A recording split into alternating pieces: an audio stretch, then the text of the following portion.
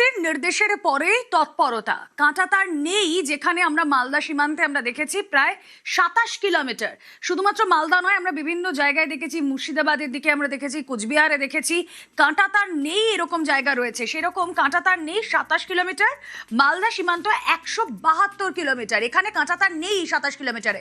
ভারত বাংলাদেশ সীমান্তে জমি অধিগ্রহণ প্রক্রিয়া ইতিমধ্যেই শুরু।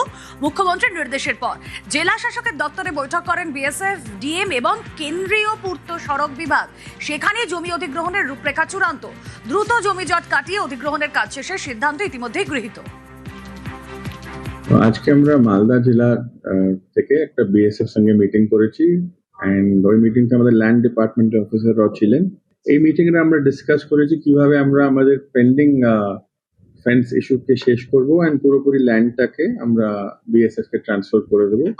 এটা নিয়ে খুবই ভালো মিটিং হলো। বিএসএফ ওনাদের পয়েন্টগুলো আমাদেরকে বললো, আমাদের ল্যান্ড অফিসারও ওনাদেরকে যা ইস্যু ছিল বললো।